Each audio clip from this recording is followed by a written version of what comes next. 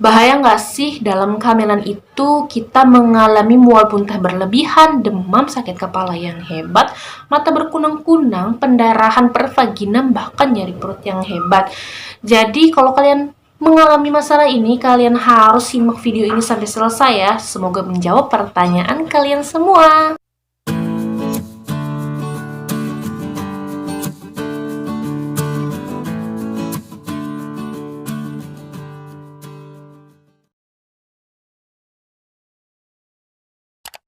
Assalamualaikum warahmatullahi wabarakatuh. Kembali lagi di Jurnal Bila. Di vlog kali ini kita bakalan bahas apa sih tanda bahaya dalam kehamilan trimester 1.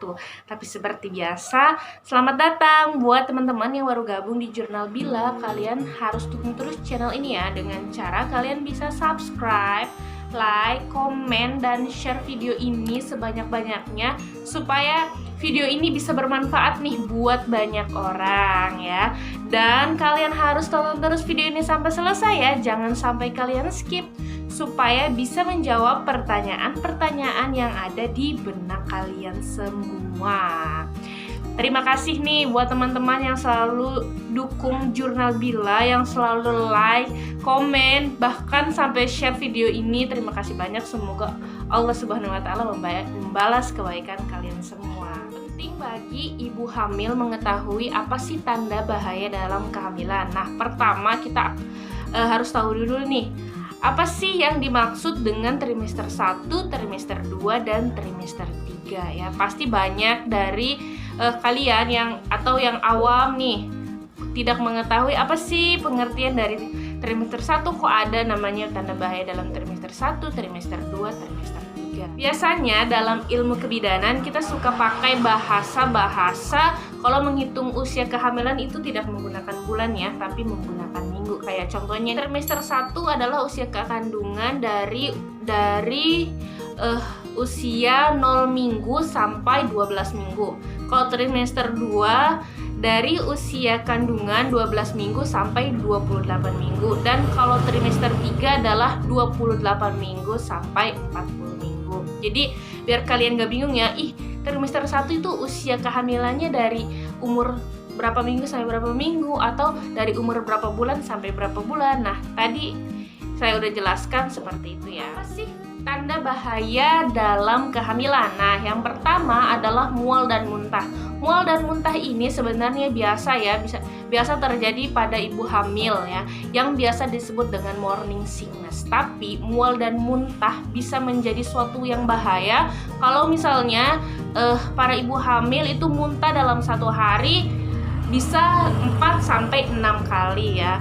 Apa yang menyebabkan mual dan muntah ini? Nah, mual dan muntah terjadi akibat hormon kehamilan ya, tentunya yaitu hormon estrogen dan meningkatnya kadar hormon HCG. Mual dan muntah yang berlebihan ini bisa disebut dalam istilah kebidanan yaitu hiperemesis gravidarum ya, atau mual dan muntah yang berlebihan. Nah, apa sih bahayanya mual dan muntah yang berlebihan ini? Nah, faktor resiko mual dan muntah yang berlebihan atau hiperemesis gravidarum ini bahaya bagi ibu adalah ibu bisa bisa mengakibatkan dehidrasi atau malnutrisi bagi ibu hamil. Nah, pasti juga akan berpengaruh terhadap bayinya, yaitu risiko ya pada bayi, yaitu bayi nanti kalau lahir akan mengalami BBLR atau berat badan bayi rendah ya. Di sini berat badannya itu kurang dari 500 gram dan pasti juga akan mengakibatkan kelahiran prematur. Yang kedua, tanda bahaya kehamilan. Nah, ini paling sering terjadi pada ibu-ibu hamil yang masih dalam keadaan kehamilan muda ya, atau hamil muda, yaitu pendarahan pervaginam. Nah, sebenarnya pendarahan pervaginam normalnya itu adalah terjadinya pendarahan implantasi ya. Pendarahan implantasi pada awal kehamilan ya, sudah pernah saya jelaskan di video sebelumnya.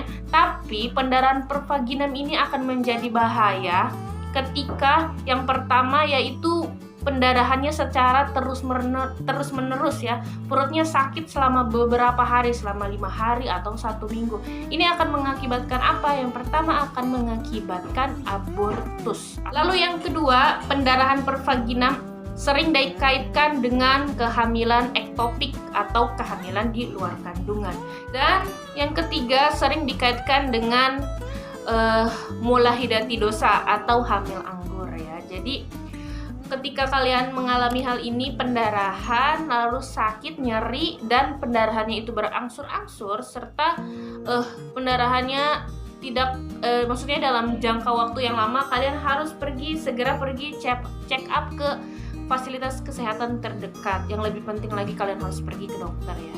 Lalu bagaimana cara untuk mengatasi pendarahan pervaginam ini? Pasti ketika kalian pergi ke dokter langsung saranin kalian itu yang pertama untuk bed rest atau berdiam diri, istirahat di tempat tidur tanpa melakukan kegiatan apapun ya. Lalu yang kedua adalah menggunakan pembalut untuk mengetahui seberapa banyak jumlah darah yang keluar ya, dan untuk mengetahui apa saja warna dari darah tersebut, apakah merah terang, merah bata, kecoklatan atau kekuningan. Lalu kalian juga tidak boleh stres dan dilarang untuk melakukan berhubungan badan dulu, karena ini akan menimbulkan kontraksi kecil. Tanda bahaya yang ketiga adalah sakit kepala yang hebat dan pandangan menjadi kabur. Ini saya gabungkan aja ya, karena sakit kepala yang hebat dengan pandangan kabur itu saling berkaitan. Jadi kalau misalkan kalian ibu hamil nih mengalami sakit kepala yang hebat dan nggak hilang kalau dengan kalian beristirahat, ini perlu diwaspadai ya, karena ini merupakan salah satu tanda dari preeklamsia ya. Pandangan menjadi kabur ini merupakan salah satu tanda odem pada otak atau pembengkakan pada otak. Jadi misalkan kalau kalian merasa ya sakit kepala yang hebat ditambah dengan pandangan kabur, bintik-bintik berkunang-kunang ya, itu merupakan salah satu tanda preeklamsia. Jadi kalian harus waspada, harus pergi check up ke dokter ya sesegera mungkin. Tanda bahaya yang keempat adalah anemia. Nah, anemia adalah kondisi di mana kita kekurangan sel darah merah atau hemoglobin. Nah, normalnya HB pada ibu hamil adalah 11 sampai 10,5 untuk trimester 2 ya. Jadi kalau misalnya HB-nya itu turun di angka 8 atau 9, ini kalian masih bisa melakukan penanganan yang masih gampang ya. Kalian melakukan penanganannya yaitu dengan cara bisa mengkonsumsi makanan-makanan alami yang mengandung zat besi seperti sayur-sayuran, daging-dagingan, dan lain-lain.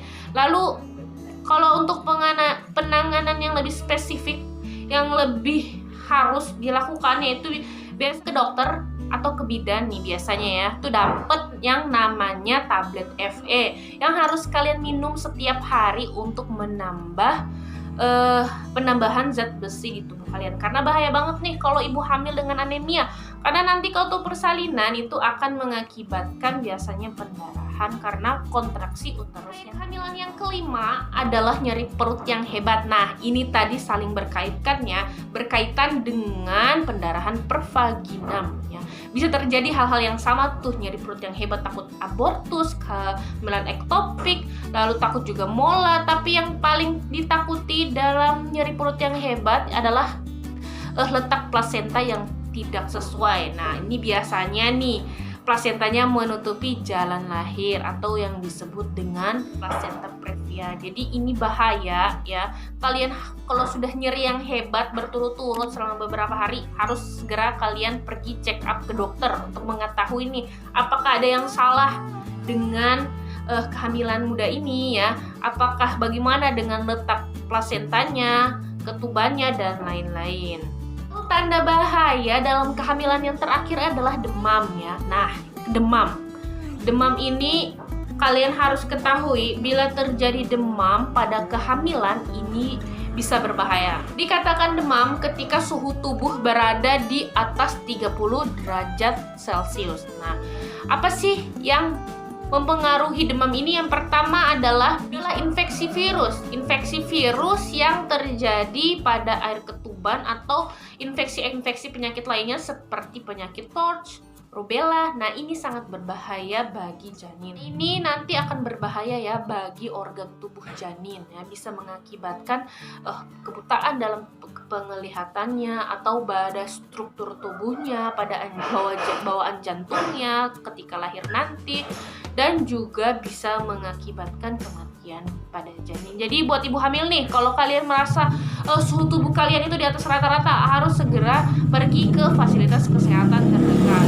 Faktor yang lain adalah yang mengakibatkan demam, yaitu infeksi saluran kemih. Nah, biasanya nih kan ibu hamil muda awal-awal itu merasa karena ada tekanan pada uterus, jadi merasa ingin sering buang air kecil. Nah, ini kalau misalnya terjadi infeksi pada saluran kemih, pasti itu badan akan merespon dengan panas itu ya. Lalu infeksi pada saluran kemih ini berbahaya karena bisa masuk langsung ke dinding rahim, tempat dimana bayi menetap. Nah, lalu faktor yang lain ini karena DBD. DBD pada kehamilan, pada ibu hamil juga bahaya. Jadi faktor resiko ini yang harus kalian perhatikan untuk agar kehamilan kalian itu berjalan lancar, sehat, untuk ibunya sehat, bayinya sehat. Jadi kalau kalian melihat tanda-tanda ini nih dalam kehamilan kalian, harus segera waspada. Waspada dalam arti bukan parno ya, tapi harus waspada, yaitu harus sering pergi check up ke fasilitas kesehatan terdekat. Bisa saja kalian pergi ke bidan ya, bidan juga bagus, atau langsung pergi check up ke dokter secara teratur setiap bulannya sesuai dengan jam kunjungan kalian.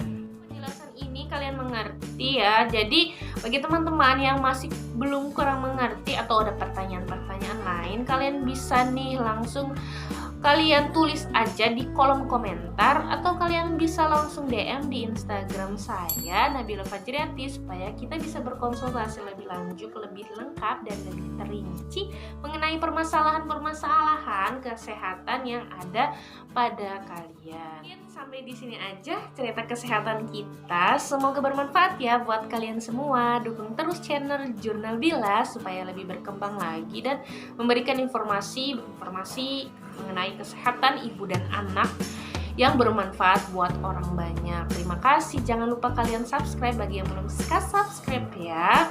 Assalamualaikum warahmatullahi wabarakatuh.